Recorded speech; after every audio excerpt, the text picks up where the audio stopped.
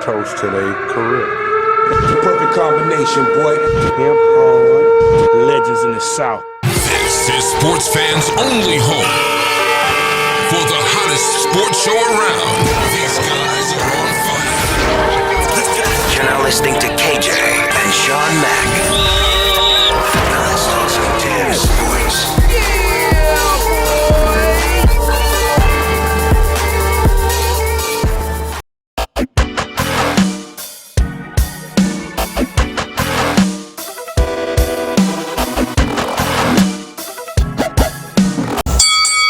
Thanks for tuning in to Sports Fans Only. See Anthony back with another video.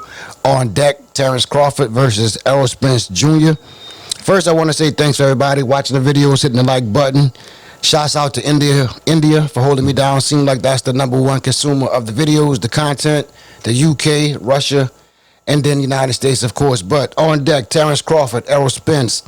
This is a fight that we definitely going to get sometimes in the future, maybe 2022 or 2023. It kind of resembles that feel of when we were waiting to see if Manny Pacquiao would ever face Floyd Mayweather. Everybody always said it wouldn't happen. A lot of people thought it would. We definitely going to see Errol Spence versus Crawford at some point. So we're just going to do a little comparison today, see who's better. And hopefully I'll get some feedback in the comment section. Let me know what up, how you feel about this. But Crawford coming in at 5'8" with a 74-inch reach, 37 wins, no losses, and 28 KOs. He's a switch hitter. So Spence, 5'9.5", 72-inch reach, 27 wins, no losses with 21 KOs, coming in as a southpaw. So right off the bat, we can see that Terence Crawford has 10 more wins, 7 more KOs, and a 2-inch reach advantage. Also, we'll say that Crawford, no A-level, no prime A-level competition as he faced. He did take out Amir Khan, and he did beat Kell Brook, but those guys definitely wanting their prime. Would have been a much more competitive fight if that had happened probably years back, but Crawford did get the job done. We go to Spence. Spence has fought Sean Porter, so that's a tough match for anybody. Sean Porter is somebody that no matter how elite you are, Sean Porter's going to give you a fight, and if you're not careful, he can get ahead on points and beat you that way. So shouts out to Spence. He did take out Sean Porter. Coming up in the future, we might be getting that fight soon with Terence Crawford and Sean Porter, so we'll be able to gauge a little bit on we saw how Errol did. Once Crawford faces him, we kind of can gauge and kind of in our minds kind of see who we think would win, how they fared against each other. So that's definitely going to happen. I'm telling you, 2022, 2023, somewhere around there. Months ago, I probably would have said that, I think I said it in a couple of videos a couple of months ago that I definitely was going with Errol Spence with a knockout back then. But, things change and life changed. So I'm going to hop back on Crawford. Crawford, incredible skill set, power in both hands, speed, stamina. And he kind of walks around angry. He's angry in the ring, out the ring. So that which is great. That just makes him he's always up for the task. Even when he's smiling, you can see behind the smile that Terence Crawford is angry. I definitely wouldn't want any smoke with Crawford. Crawford, one knock on him, I would say. I think I mentioned in the past, he swings a little bit wide. Some of those looping punches sometimes can leave him open to get clipped, which he did a couple times. Been clipped, been rocked. I would say against Gamboa. Gamboa caught him, kind of gave him the Bambi legs just for a split second. But for the most part, Crawford, he stays off the line. Even though he's throwing those looping punches and kind of swinging a little bit wide with the uppercuts, with the left hooks, he's real focused on, you can see him really looking at the other guy's chest. He's waiting for that for you to return fire in those exchanges. So it's not like he's just blindly looping. He has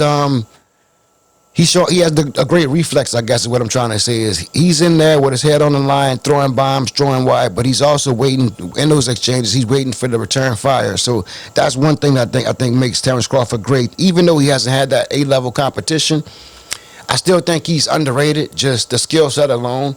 Not a lot of people can do it the way he does it, especially when he starts out. He might start out in the conventional stand, then he switches to southpaw. He kind of brings the pressure.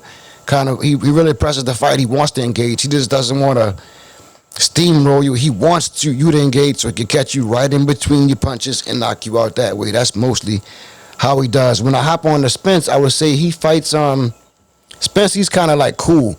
He's like kind of cool, relaxed, and he fights behind his power, which is deceptive because he's not like throwing a bunch of punches. He's throwing punches, but they're all landing. And he's like a bully with his feet. He kind of just walks you down, round after round, and apply the pressure like that. And he'll start out up top, go to the body, press the body. Then you know where he's coming back right up top with the right hooks to the body, with the right hooks to the head, to the temple and the jaw. So that's pretty much Spence. He's under pressure. Spence really can fight. We did see him against Sean Porter when he was under pressure.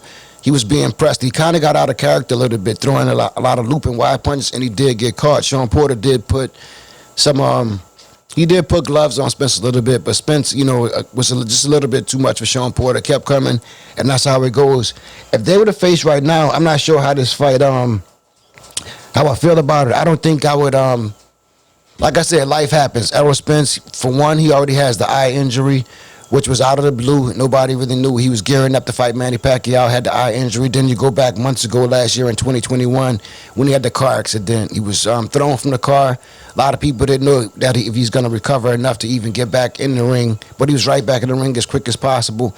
And I believe he has fought Danny Garcia since then. So where we stand right now, I'm saying Crawford is he watches YouTube. You see him. He even does videos from his car. Dude is angry. He hears everything, so he feel like he's a slept-on boxer. Bob Arum has already told him that he wasn't a big pay-per-view draw. So I think he's, from the rest of his career, he's definitely going to fight with a big chip on his shoulder. So when you're mean, angry, and a vicious skill set, and you fight with a chip on your shoulder, that makes out for a great and a dangerous boxer. So at this point, with Spence coming off the injury, the eye injury, the car accident, and he has been... Spence does get much more praise than Terence Crawford. My Errol Spence videos, they do well. He has the big fan base, has the United States behind him, and has Texas. But if it come down to this fight right now, I'm kind of feeling like I said, Terence Crawford being underrated, Errol Spence being at the pinnacle of his career on top. Right now, I'm 50-50 with this fight right now. I don't see a knockout by Errol Spence. I did think in the past that he would be able to let Terence Crawford stamina drain and probably be able to press him up against the ropes about between the 7th and 9th round and kind of just pressure him and get him caught and get him stuck in the corner and pressure him down. But now I'm looking back, and one thing I didn't know when I did the last video is that Terence Crawford had the longer reach on this. Spence is 5'9.5", so he's the taller and the bigger man, and I think a little bit more power. But right now, I feel like Crawford is the man with his back up against the wall because, like I said, Bob Arum makes statements about him. Then the YouTubers make statements about him. He doesn't get the big fights he deserves. So right now, I'm going to leave it right there. 50-50 fight. If I had to put money on this fight, I think I would have to go still and all Errol Spence in a long, split decision kind of victory thing. But I'm definitely putting some respect on Terence Crawford. I'm not going with a knockout like I said in the past. It's just Spence has some levels, some things that happen, and we have to see how he progresses in the career. Terence Crawford, he's been kind of like held back, being shelved a little bit, not getting the big fights and the big paydays and the accolades that he deserves. So I'm going to leave it right there. Terence Crawford versus Errol Spence. Who you think's better? Hit the comment section. Let me know what you think. And like I said, we definitely going to get this fight 2022, 2023. It's too much money on the tables for the powers that be. It's not like they would do this fight to please us. It's just too much money to pass up on, too much investment money. They could get big returns on their business endeavors. So I'm going to leave it right there. You like this video, hit the like button. Sports fans only. C-Mac.